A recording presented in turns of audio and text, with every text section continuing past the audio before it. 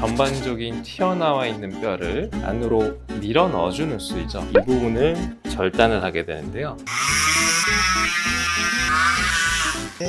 드릴로 고정을 하게 됩니다. 안녕하세요. BT 성형외과 원장 이호빈입니다. 오늘은 이제 윤곽수술 모형을 통해서 실제로 기구를 사용해서 마치 수술을 하는 것처럼 환자분들께 뼈가 어떻게 잘리고 어떻게 갈리고 수술이 어떻게 진행이 되는지 직접 보여드리기 위해서 촬영을 하도록 하겠습니다. 네, 이제 먼저 광대 수술인데요. 광대 수술은 광대 축소술 45도에서 이 옆광대 전반적인 튀어나와 있는 뼈를 안으로 밀어 넣어주는 수이죠. 그래서 이것을 잘라서 밀어 넣어주고 갈아주고 고정을 해준다. 기본적으로 마취를 하고 입 안으로 절개를 해서 들어가는데 어시스트들이 입을 벌려주면 저는 입 안에를 여기 점막을 절개해서 들어가서 자르는 부위는 살이 붙어 있고 근육이 붙어 있기 때문에 붙어 있는 근육이랑 살을 모두 박리를 하게 됩니다. 이런 기구를 이용해서 칼로 들어가서 지혈을 하고 자르고 싶은 부위, 갈아내고 싶은 부위를 이렇게 박리를 해서 떨어뜨리게 됩니다. 디자인은 일반적으로 소독된 연필이나 아니면 GV라고 해서 잉크를 이용을 하는데요. 눈 주위의 광대뼈 끝에 일반적으로 얘기하는 L자 절골선 이런 식으로 환자분의 뼈 모양에 맞게 디자인을 하게 됩니다.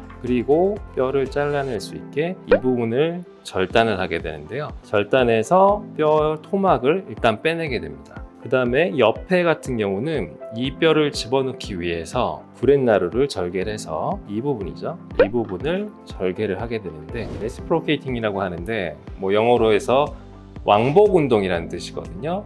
레시프로케이팅 톱은 가장 흔히 사용하는 광대나 턱 수술할 때 기본적으로 사용하는 톱이고, 얘는 이제 특징적으로 왕복 운동을 하는 톱이기 때문에 저의 수직 방향으로 절단할 수 있는 역할을 하고 있죠. 제가 이제 실제로는 서서 수술하긴 하는데 앉아서 하겠습니다. 기구를 통해서 점막을 들어 올려서 실제로 자르게 되는데요. 정확하게 디자인한 곳을 따라서 이렇게 절단을 하면 뼈가 실제로는 이게 떨어져 나오거든요. 그래서 이게 모형이랑 다 붙어 있긴 한데 이렇게 뼈 토막이 이렇게 절단이 나오는데요. 뼈가 플라스틱이 약해서 여기까지 부러졌는데 지금 어쨌든 현 상태에서 뼈가 공간이 생기게 됩니다. 근데 이 상태에서는 뼈가 움직이질 않기 때문에 남아있는 뒤쪽 디자인한 부위도 이렇게 절단을 하게 되는데, 이 부위는 실제로 구렛나루를 절개를 해서 절단을 하게 됩니다. 광대를 제가 원하는 위치에 이렇게 밀어 넣을 수가 있게 돼요. 뼈가 위로 올라가면서 고정이 되게 되는데요. 중요한 거는 뼈가 움직이지 않게 앞뒤로 고정을 하는데 피는 여러 가지가 있습니다. 환자의 뼈의 크기나 두께, 밀어 넣는 양에 따라서 여러 가지 플레이트를 고를 수가 있는데, 실제로 플레이트를 박으려면 구멍을 일단 뼈에 뚫어서 구멍에다가 나사로 이렇게 드릴로 고정을 하게 됩니다. 나사로 고정을 하게 되는데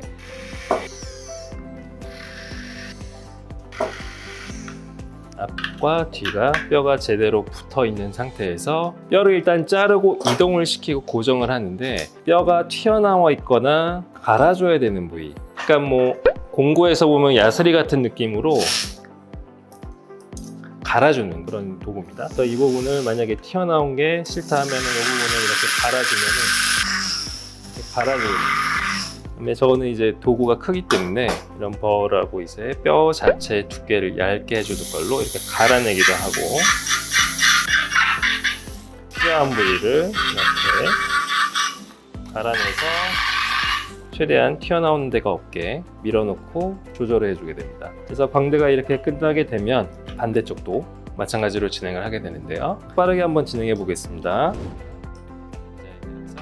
이렇게 디자인을